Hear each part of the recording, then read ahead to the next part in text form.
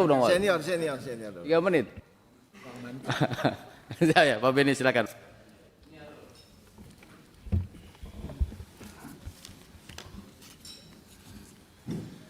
Baik, yang saya hormati pimpinan Komisi 3, yang saya hormati Bapak Ibu anggota Komisi 3, Pak Kapolri dengan Pak Kapolri belum ada ya, bahkan belum ada. Oke. Dan para pejabat utama, dan yang saya banggakan para Kapolda 38 provinsi. Saya sebetulnya pimpinan tidak bermaksud untuk mengajukan pertanyaan, tetapi ada hal yang penting yang saya lihat. Yang saya lihat adalah semua Kapolda se-Indonesia datang. Berarti ada apa? Saya belum nangkap dari tadi. Ya, saya ada apa? Apakah situasi bangsa kita ini lagi genting sekali kah?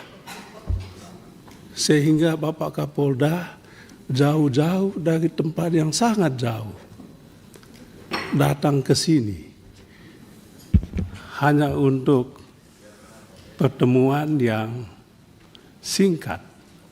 Sayang kalau kita tidak manfaatkan dengan baik. Oleh sebab itu, pimpinan, perkenankan saya menggunakan hak saya untuk menyampaikan beberapa pernyataan dan hak bertanya.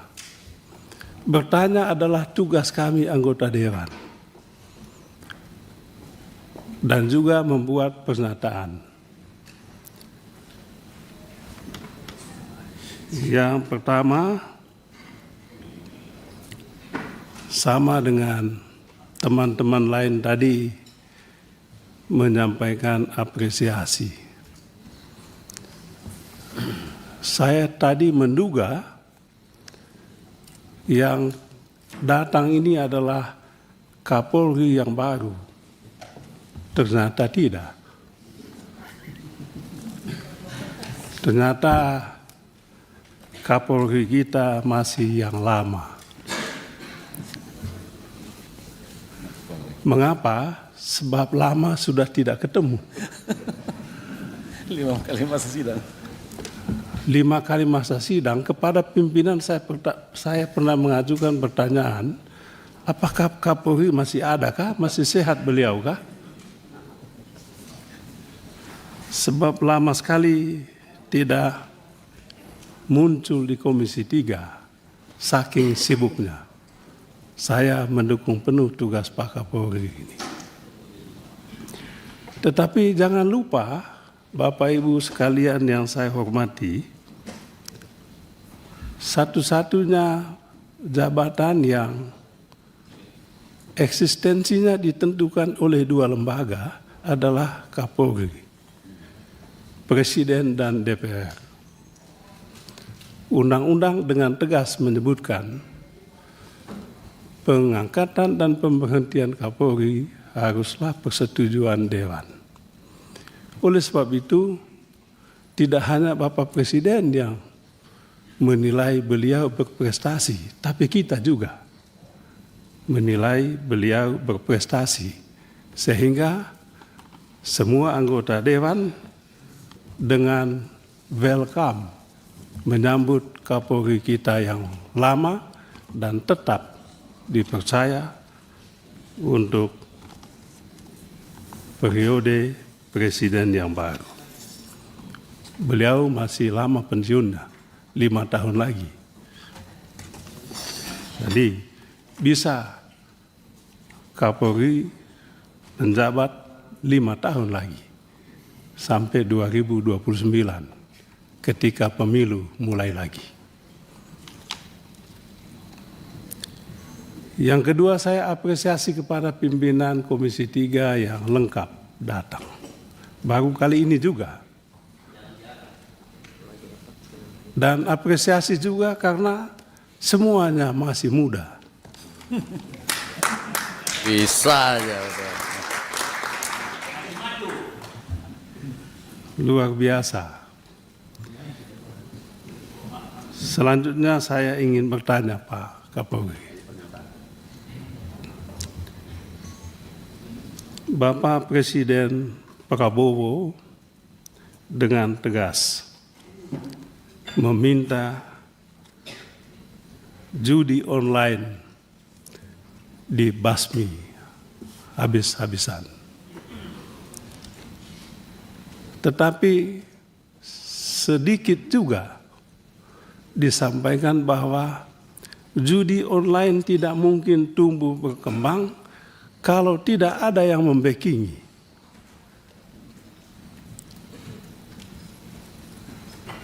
Saya masih ingat masa silam.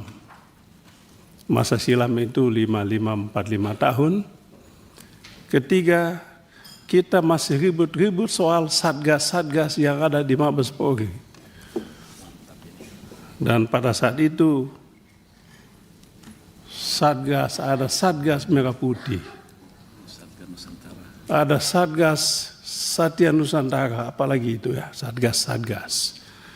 Dan saya masih ingat betul, salah satu isu yang diangkat pada saat itu adalah soal judi online ini.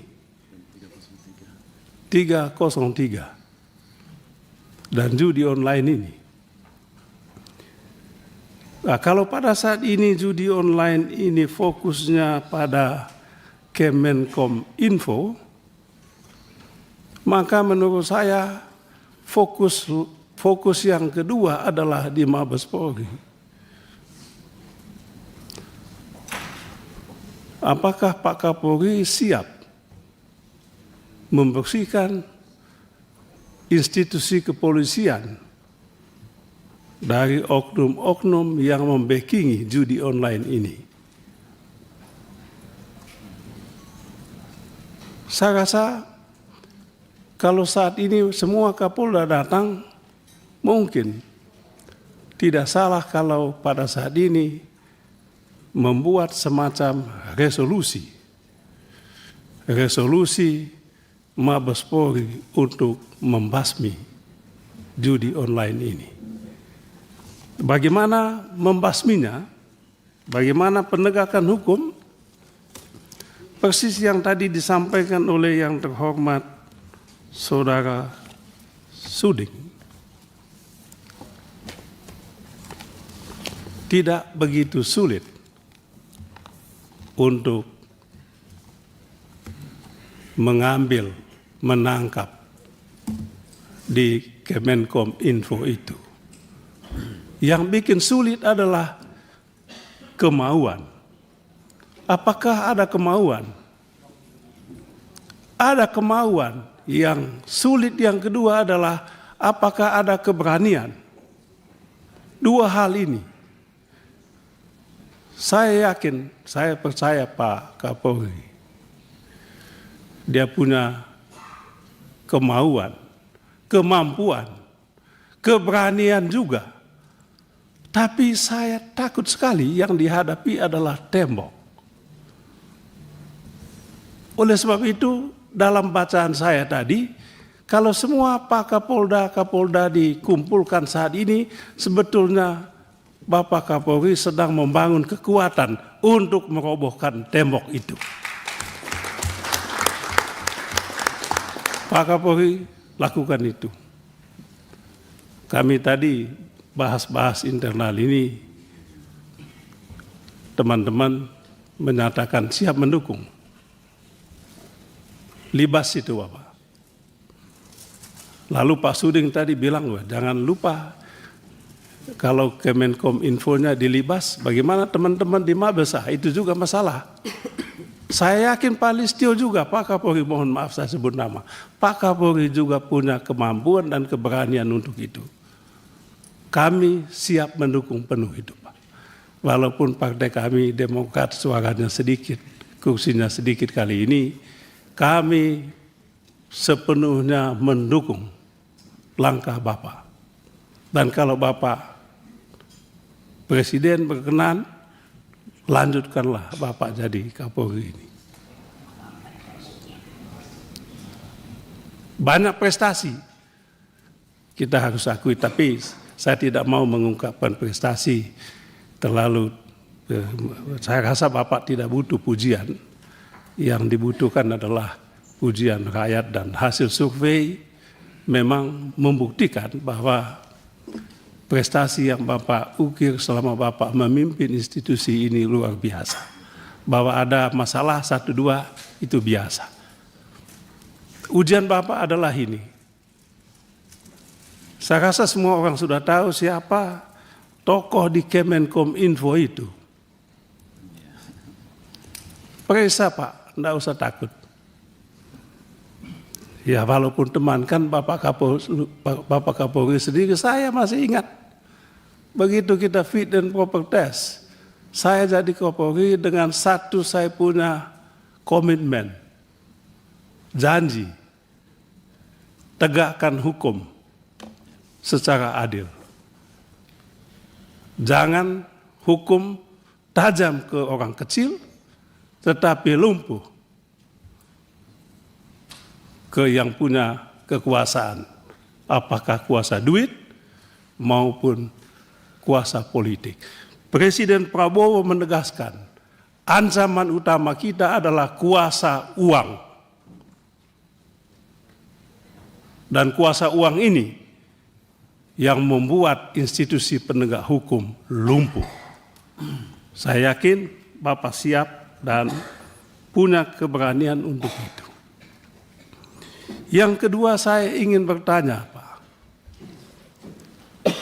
Sebetulnya sudah lama saya ingin sekali menyampaikan ini, tapi itu tadi tidak ada rapat untuk saya sampaikan pertanyaan ini.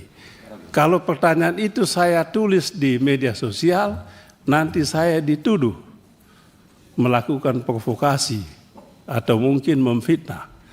Pertanyaan saya adalah, pada saat Kejaksaan Agung menangani kasus timah, pada saat Kejaksaan Agung menangani kasus timah, Mabes Polri memobilisasi kekuatan untuk melawan kejaksaan. Pertanyaan saya, ada apa Bapak? Bukankah institusi kepolisian harus berada dalam satu barisan untuk menyelamatkan sumber daya alam kita ini, khususnya timah ini? Pertanyaan ini saya tanya kemana-mana, tidak ada yang menjawab. Dan perkenankan saya saat ini menyampaikan pertanyaan itu. Mungkin Bapak tidak perlu jawab, itu tidak penting jawabannya bagi saya. Yang penting bagi saya adalah saya sudah menggunakan hak saya untuk bertanya di depan Bapak. Sebab jawabannya tentu sulit. Pertanyaan yang sama sudah saya sampaikan kepada Jaksa Agung juga. Saya juga sampaikan Bapak Jaksa Agung tidak usah jawab. Dan memang beliau tidak mau jawab. Karena sulit. Untuk dijawab. Cuman saya tanya lebih lanjut, Bapak tidak jawab karena sulit atau takut? Kalau Bapak takut, apalagi saya ini? Itu yang saya tanya Bapak.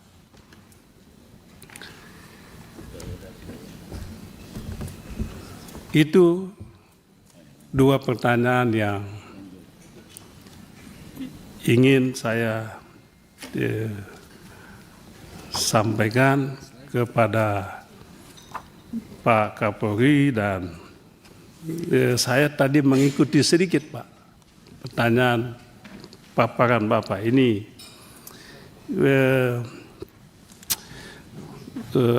Soal sumber daya alam, ada tulis di sini diselamatkan 2 triliun. Saya tanya ini bagaimana tiba-tiba sampai di angka 2 triliun itu ya? Potensi ya, apapun lah potensi diselamatkan itu bagaimana merumuskannya? Kalau saya ditanya orang juga, saya tentu harus mengetahui bagaimana saya menjawab. Di sini ditulis potensi, ya oke, potensi, tapi bagaimana tiba-tiba di angka itu? Apakah ada ilmunya menetapkan satu angka untuk potensi kerugian negara di sektor sumber daya alam ini? Saya rasa ini saja yang bisa saya sampaikan pada kesempatan ini.